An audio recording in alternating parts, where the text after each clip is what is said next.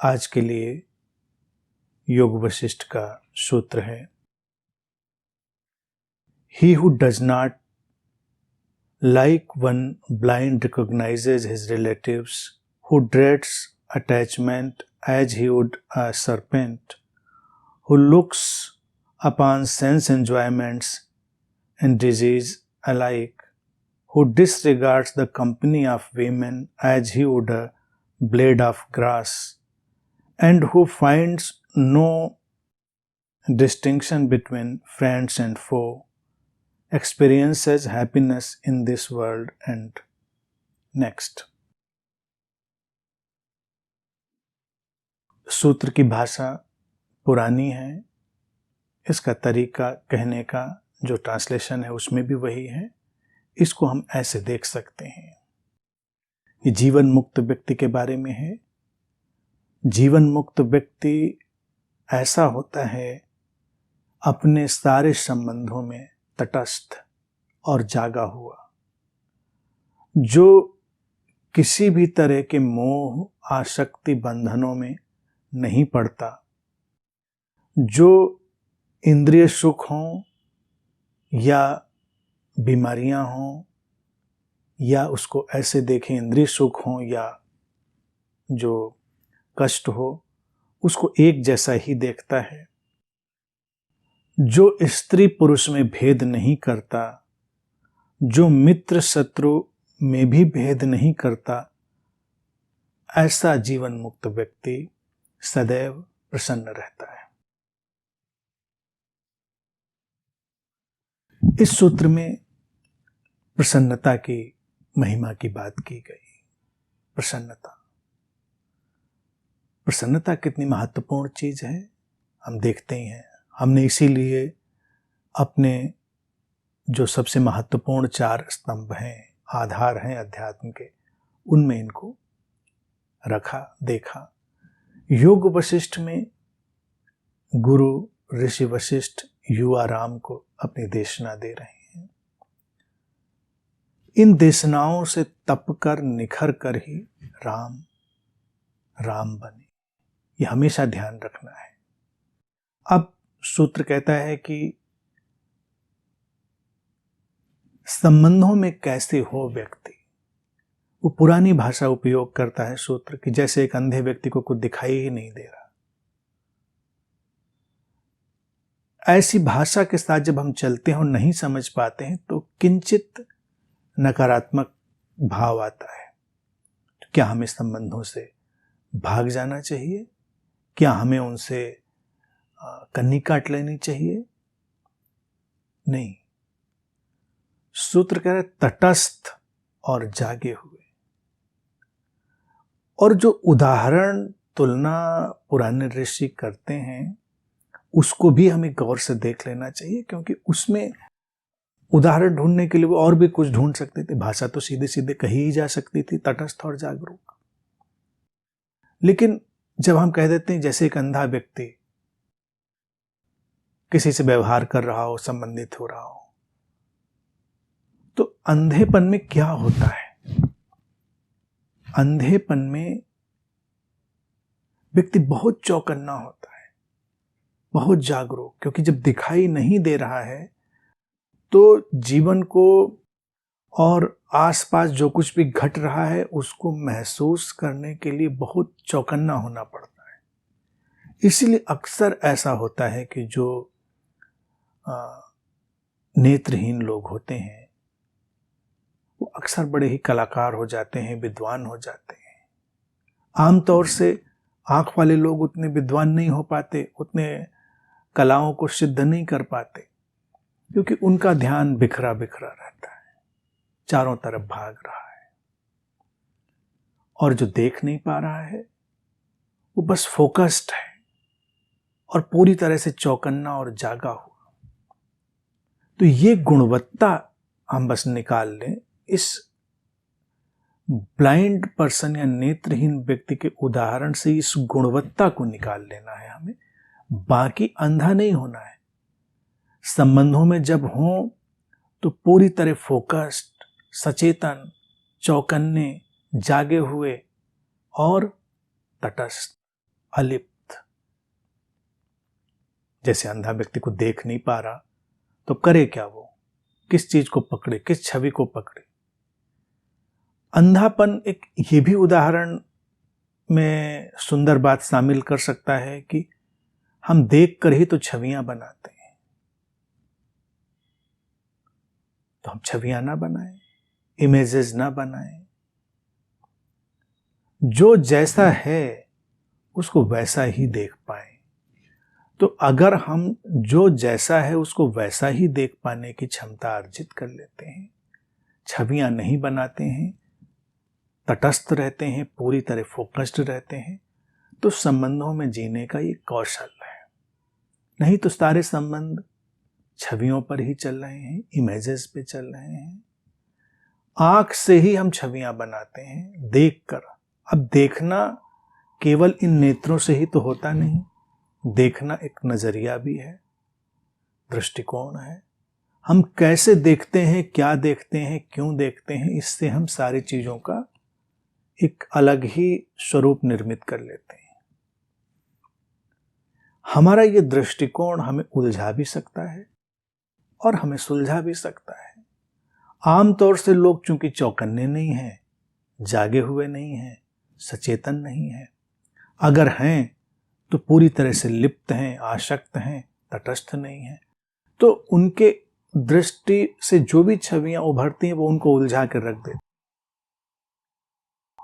मनुष्य जीवन की यही दुविधा भी है, संबंधों के बिना भी नहीं रह पाता और संबंधों में भी ठीक से नहीं रह पाता। उसको संबंध चाहिए भी,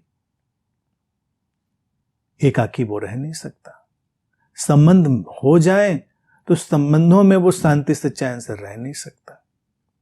वो इसलिए नहीं रह सकता क्योंकि उसने अपनी दृष्टि का परिमार्जन तो किया नहीं है, निखारा तो है नहीं, उसको रिफाइन तो किया नहीं है, विशुद्ध तो किया नहीं है।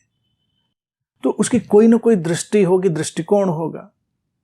अब जब कोई दृष्टिकोण होगा तो कोई छवि होगी, फिर छवियों का एक जंगल खड़ा हो जाएगा, उसमें व्यक्ति उलझ के रह जाएगा।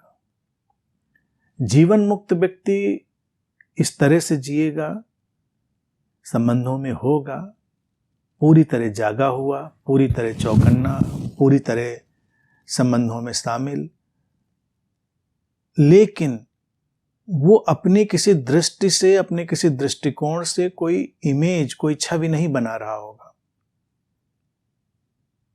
ये एक अच्छा ढंग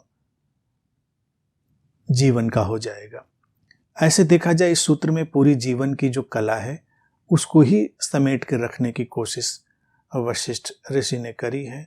और कहते हैं इंद्रिय सुखों में वो पूरी तरह तटस्थ होता है और उनमें उलझता नहीं, आसक्तियों में। और वो कहते हैं कि जैसे सांप से कोई दूर रहता है ऐसे ही उनसे दूर रहता है। ये उनके कहने का ढंग है। अब ये भी बात सोचने जैसी है। इंद्रिय ये जो सुख है, संसार के सुख है, उनसे डरना थोड़ा ही है। सांप जैसे थोड़ा ही है, कूद कूद के भागना थोड़ा ही है। अब अगर इसका कोई शब्द से अर्थ कर ले तो वो उसको वैसे ही देख भी सकता है। कई लोग ऐसा कर लेते हैं तो वो एक कठिन जीवन जीने की कोशिश करते हैं। जीवन में वैसे ही कठिनाई कम है क्या कि हम अलग से कोई कठिनाई लाएं। जीवन तो वैसे ही अपने में एक सरल और कठिन का जोड़ है, अलग से कोई कठिनाई जोड़ने की आवश्यकता तो नहीं। तो कई लोगों को जब इस संसार का सुख कोई मिलता है तो वो कूद कर भागते हैं, ऐसे ही जैसे कोई सांप देख लिया उन्होंने। अगर वो बड़ा ही धार्मिक, आध्यात्मिक चिंतन मनन कर रहे हैं और सोचते हैं कि अच्छा ये तो शायद ऐसे होता होगा, ये समस्या खड़ी हो जाएगी उनके लिए। यहां पर देखा जाए चौकन्नेपन की बात यहां पर भी है। जैसे अंधे व्यक्ति में एक अलग किस्म का आंतरिक चौकन्नापन होता है, ऐसे ही बाहरी जो भी घटनाक्रम है संसार में, उसमें जब हम जा रहे हैं तो हमको सतर्क रहना पड़ता है, चौकन्ना, अलर्ट। तो सांप का उदाहरण यहां पर है, उसको हम डर से ना अनुवाद करें अगर तो उचित होगा, उसको हम अलर्टनेस से, सतर्कता से। सतर्कता तो देखिए आवश्यक है। अति हमेशा व्यक्ति को परेशान करती है, अतियां ही उसको विनाश की तरफ ले जाती हैं। संसार के किसी भी कार्य व्यापार में हम जाएं, इंद्रियों के किसी भी अगर हम कार्य व्यापार में जाएं और उसमें हम सम रहें, संतुलित रहें, बात बन गई।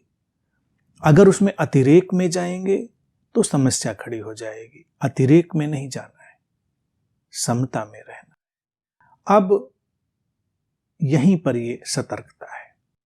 अगर व्यक्ति सतर्क नहीं है तो अपने इंद्रियों के सारे कार्य व्यापार में अतिरेक में जाता है। जैसे भोजन ही है, कितने लोग हैं जो बड़ा संतुलित भोजन करते हैं, या तो आवश्यकता से कम या आवश्यकता से अधिक। सम्यक होना है, बैलेंस्ड होना है, संतुलित होना है। इंद्रियां कोई यूं ही तो अस्तित्व ने हमको दे नहीं दी है कि इंद्रियों को सुखा देना है, तपा देना है, इंद्रियों को मार देना है, ऐसे तो है नहीं। सांप जैसा समझकर डर के भागना है, ऐसा भी तो नहीं है। सतर्क रहना है। सतर्कता एक ही होती है, संतुलन के बिंदु को खोज लेना। कब चल देना चाहिए, कब रुक जाना चाहिए, इस बात का पता होना। कब बोलना चाहिए, कब चुप हो जाना चाहिए, इस बिंदु की पहचान का आ जाना। और ये तभी आएगा जब हम चौकन्ने हैं, सतर्क हैं। जैसे कुछ लोग बोल रहे होते हैं, चाहे वो दो लोगों के साथ बोल रहे हो, एक व्यक्ति के साथ बोल रहे हो, चाहे वो किसी बड़े ऑडियंस के साथ बोल रहे हो। सबसे कुशल वक्ता कौन होता है? जो ऐसा ही सतर्क होता है जैसे सांप कहीं बैठा है और वो सांप के साथ सतर्कता में है, सब चौकन्ना देख रहा है, एक एक हरकत, एक एक भाव भंगिमा, एक एक चीज उसको पता है। तो जब किसी से बात कर रहा है वो व्यक्ति, तो इतना चौकन्ना है कि उसकी एक एक भंगिमा, सूक्ष्म भावों को भी वो देख पा रहा है और जानता है कब व्यक्ति अब उसकी बात में रुचि लेना बंद कर चुका है। जैसे ही लगे कि वो रुचि लेना बंद कर चुका है, अब बात बंद कर दी जाए, ये ज्यादा उचित होगा। उसके बाद भी अगर हम बोलते चले जाएंगे तो ये बोलना एक आक्रमण जैसा होगा। लोग विनम्रता में सुन लेते हैं हमारी बातें, लेकिन वही माहौल को खराब भी करता है। आप स्टेज पे हैं, सामने ऑडियंस है, आप अगर उनको देख रहे हैं पूरे चौकन्नेपन से, तो आप जानते हैं कब वो माहौल बन रहा है और कब वो माहौल बिगड़ रहा है। तो उसी के हिसाब से फिर आप चलेंगे। आप कुछ अतिरिक्त दबाव डालने की कोशिश नहीं करेंगे। तो ये एक बहुत ही चौकन्नेपन की स्थिति अपने, जब भी इंद्रियों के कार्य व्यापार में सुनना हो, बोलना हो, कोई भी चीज हो, उसमें वो बिंदु जब हम संतुलन में हो, वहां पहुंचना। और कहता है कि सूत्र,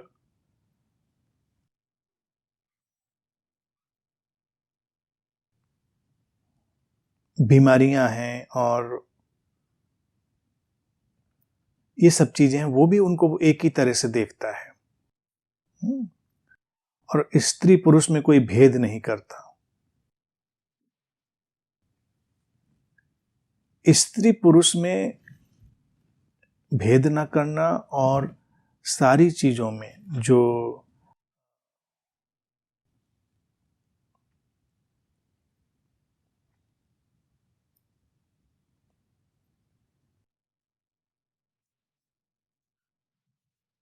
प्लेजर और पेन,